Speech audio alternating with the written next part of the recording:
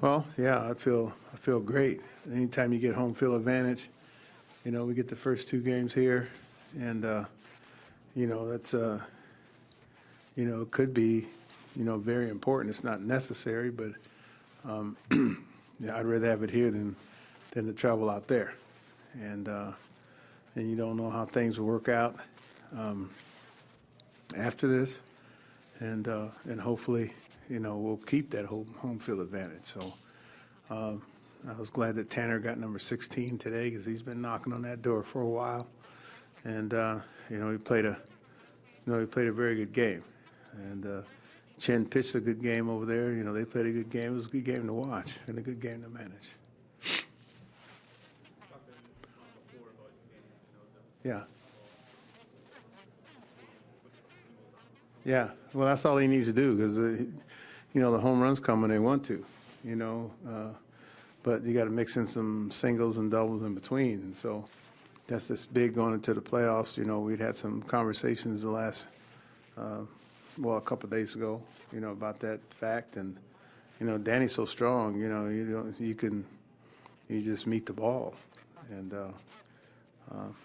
the fact that the pitcher's supplying the power, and, you got to do is hit it at the right point in time of contact and on the barrel of the bat. I mean, it sounds a lot easier than it is, but that's the facts. Just one hit, but Bryce Harper, the RBI single, how encouraging is that? Knowing that there's very few opportunities? Well, I mean, that's encouraging. It's encouraging, to the fact that, he didn't have a very good day yesterday. And like I said, he had to get the rust off. And he's going to see, and it was against a left-hander. And that's who he's going to see the first two games of this series against the left-handers. And so,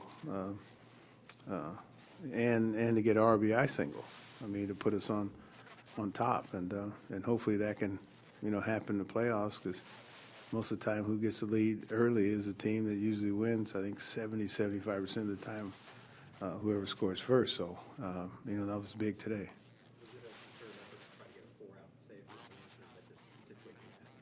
No, we had used Trinan 2 innings yesterday and then inning today. And so we called upon Kelly in the 7th when ordinarily we'd call upon him in the 8th. And we were trying to save that game for Tanner. And, I remember Serger came up to me and he goes, I see what you're doing. I said, what are you talking about? And he said, I see you're practicing, for game 1 of the playoffs when indeed, that same situation could come up.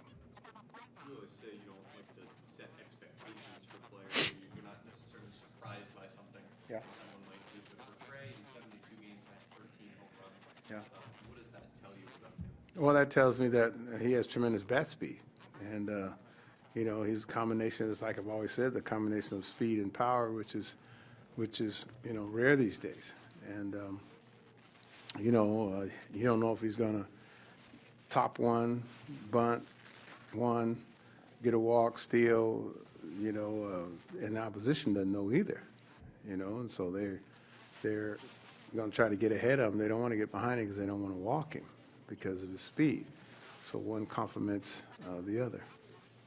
You talked this year with Trey about the league adjusting the terms, that sort of thing. How have you seen that process go lately? It seems like these last 2 games. Well, I mean, it's going to be a constant adjustment.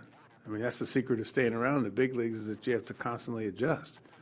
Every team's not going to pitch you the same and try to find out what the team's opinion of you is, whether you like it or not.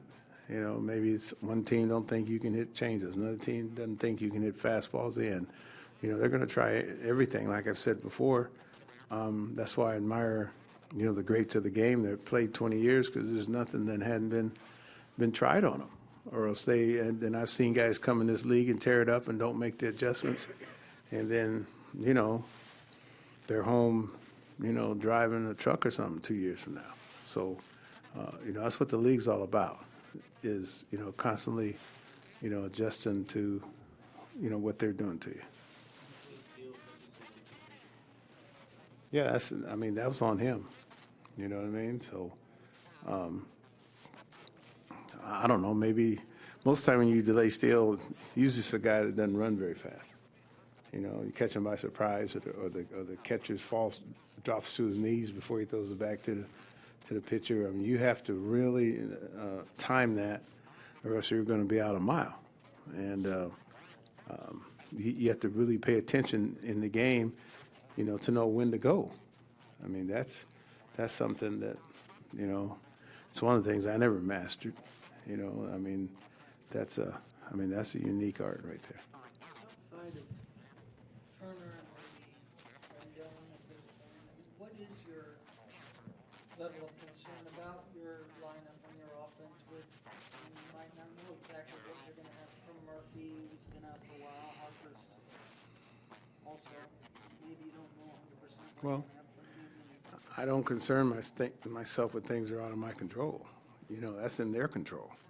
And, you know, you depend on your defense. You depend on your pitching. You depend on trying to scrap runs here, or somebody hits a home run. You know, I mean, Defoe hit a home run yesterday. You look at Severino, he throws out a very fast runner. I mean, you got to tighten up little things, because there's nothing you can do about what's already here. You know, you don't have Ramos, you don't have this guy. This guy might not be swinging well. This guy might not be healthy, or whatever it is. I just have to manage around that. It's not easy. You know, I'd rather just have everybody healthy and have a set lineup, and me just sit back. But that's never been. I've never had that. That's never been the case. So, you know, I don't expect it. I just burn them out, you know, midnight oil sometimes, and keep that pad by my bed. When I get a thought, then I'll go with it.